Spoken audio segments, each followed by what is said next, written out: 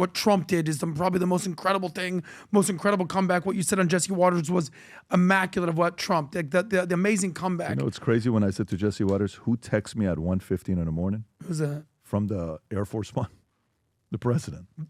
My man. I'm serious. At That's 1:15, so cool. it's like, hey, I just watched you on Jesse. You know, me and Barron are big fans. Literally, That's so cool. at 1:15, I'm like, this guy's on a flight back Trump's from. texting you. He's on a flight back from the Middle East, From saving the Middle East. texting at 1:15 in the morning. You know what he texts me? He goes, "You're gay." I go, "Stop it, man. Why did would you hear Caitlin Collins? Trump's her right anecdote again. about Air Force One. No, what you say? She was doing an interview and a clip went viral. She said, yeah, it's really hard to be on Air Force One with Trump because as a journalist, he's supposed to be covering sleep, what he's right. doing. He doesn't sleep. So he wants to talk to someone. He'll tell staff, hey, go wake him up. I want to talk to him. It's the whole flight, and he sleeps like 3 hours. So he's just constantly waking people up. Incredible. Love it. I freaking love it. My plane, my rules. But let me tell you, though, that is why he is who he is. He goes at a pace, and everybody has to go match his pace. And it's not an easy job. If you remember the first term, a lot of people couldn't hang.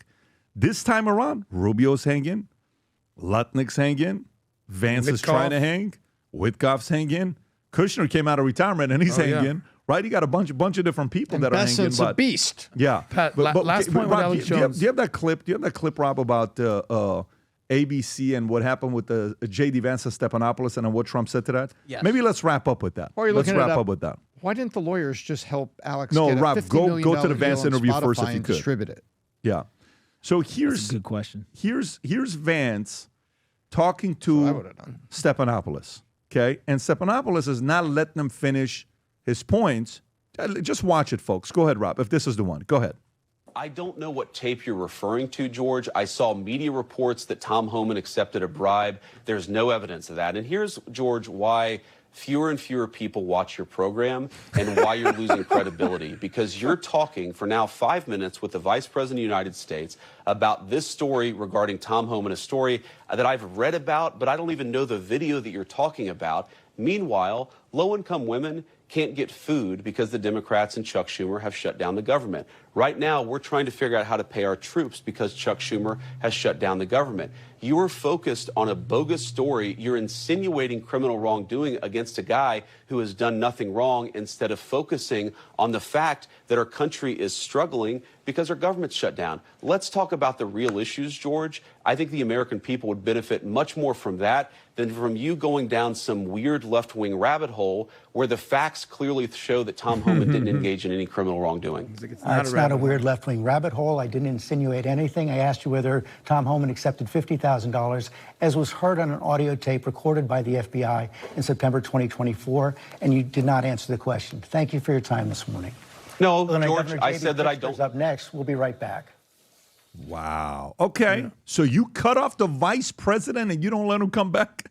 There is a guy who works at this thing called the White House off of Pennsylvania Avenue that saw that clip, and here's what he did. Go ahead, Rob.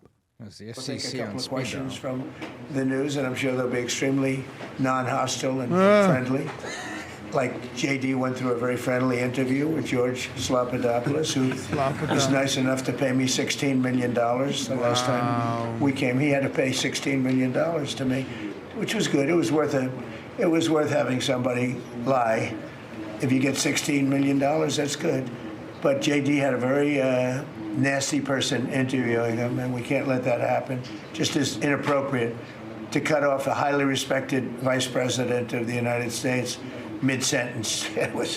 I guess it's one way to win an argument. That was the only way he was going to win the argument. So it was pretty inappropriate. I want to tell you that.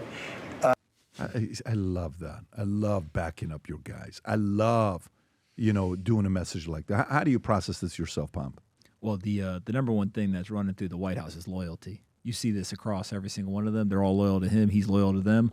And I think that they knew going into this that they learned from the first term that they were going to be attacked every single day, nonstop. And the only way to get through it is you got to lock arms and take it on head first. So I think that's one big lesson. But the other thing is actually, in a weird way, is good for JD that he got cut off, because now everyone goes and watches the clip of him basically making his point. Because part of the thing that people forget is, like, a lot of folks don't watch these shows.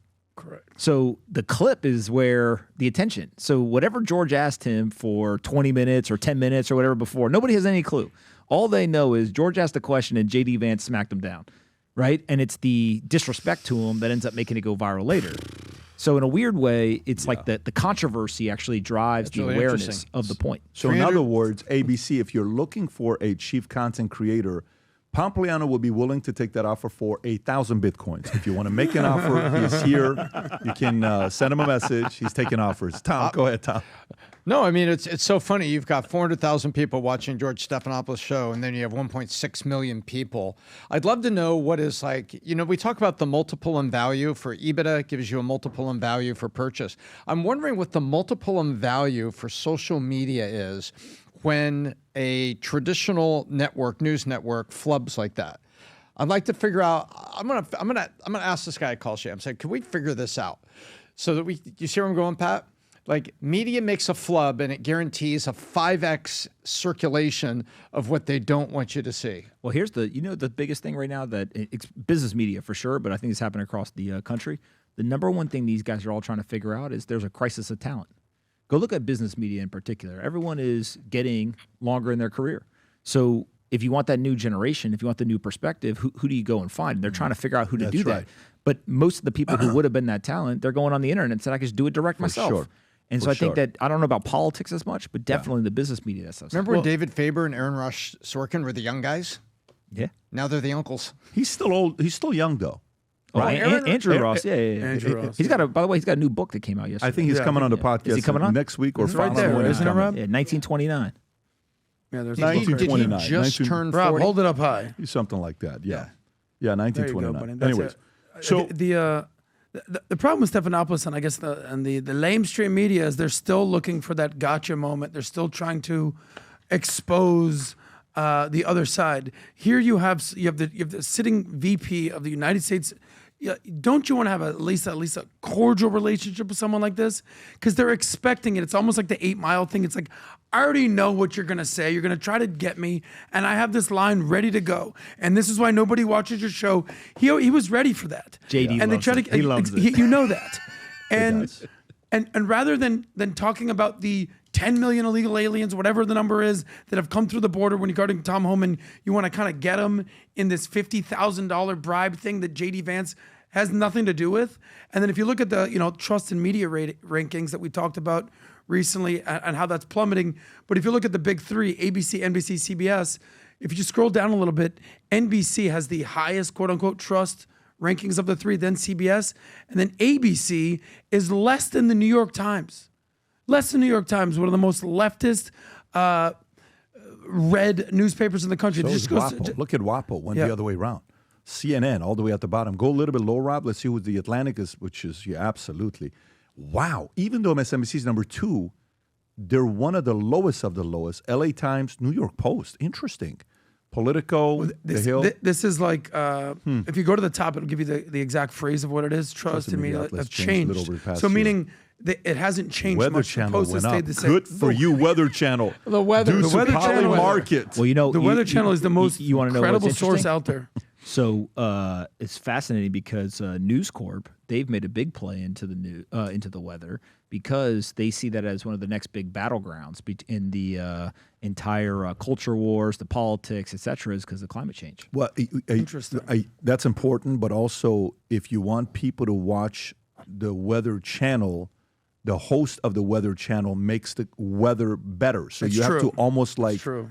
It has a little bit to do with talent of the person giving how the weather is doing, right? I remember You think that's part of the strategy? I don't. If you're targeting single, males, yeah. But I mean, listen. In Miami, can we you know what imagine, the weather is. We do a weather Yeah. channel. We bring one guy, 6-pack chiseled, and another girl, and we say, let us tell you how the weather is today. And we go for like 6 straight hours. On Monday, I introduced you to the FLBs, the FLB1 shoes, Future Looks Bright shoes. And let me tell you what happened since that day. For black shoes that we had, I'll give you the report here. For black size, Rob, I think you have it as well. Size 8 and 11.5 sold out. If you place the order now, it's pre-order. It'll get here second week of December. For brown, 8, 12, and 13 sold out. Navy, size 13, sold out. everything you order on those sizes will be pre-order. I shared with you the fact that a lot of the sizes are going to sell out.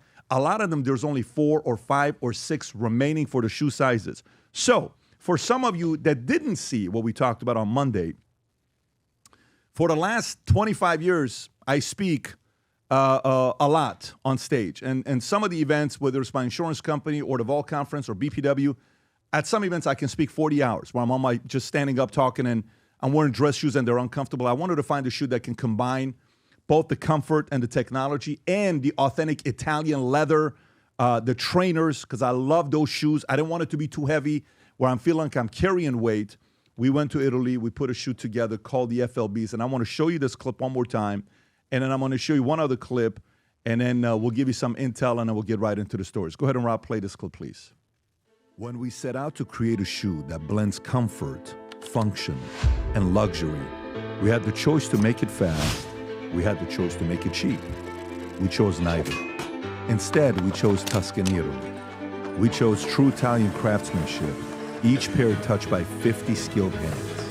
We chose patience, spending 2 years perfecting every detail, and we chose the finest quality at every step.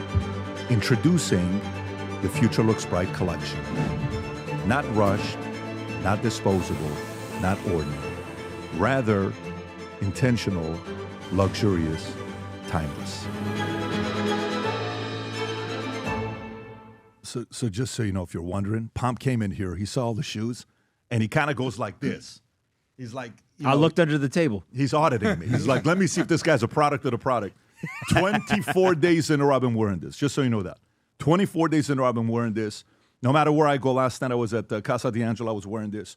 The most comfortable trainer shoes with the Italian leather. And again, if you haven't placed the order for yourself or your spouse, this was us at the Vol Conference. Rob, if you want to play this clip, the launch of it when we did it here was so exciting. People were coming from all over the world.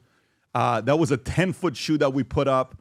But guys coming back, how comfortable it is, how light it is, feeling the super foam at the bottom of it, taking pictures of it, sitting in boardrooms with your feet up where somebody says, wait a minute, does that say Future Looks Bright on the bottom of the shoe? Yes, let's make a deal happen, right? There's a certain sense of optimism when you're wearing these Future Looks Bright shoes. So again, the black and brown, if you order them, we have them now. If they're sold out, pre-order because you'll get it second week of December. The white, when it comes out, it will not last because, you know, there's a certain material that we mixed it with. The white is absolutely ridiculous. This will come out second week of December with the navy blue. The navy blue and the white will come second week of December. The black and the brown are here for you to order depending on your size. So go to vtmerch.com, place your order, and you can learn more about the comparison of how these shoes compare to a Tom Ford. Rob, if you can go a little bit lower, to a Gucci, to a Berluti, to a Ferragamo, to a Xenia. Make the comparison for yourself. Instead of spending $950, $1198, $95, $840, it's built in the same exact factories as Gucci, Louis Vuitton, same ones, $599. I just put them on this morning. It took me half a second to put them on, and driver came, picked me up, got in the car, came over here. So if you haven't placed the order yet for yourself or somebody else, place the order, go to vtmerch.com. If you enjoyed this video, you want to watch more videos like this, click here. And if you want to watch the entire podcast, click here.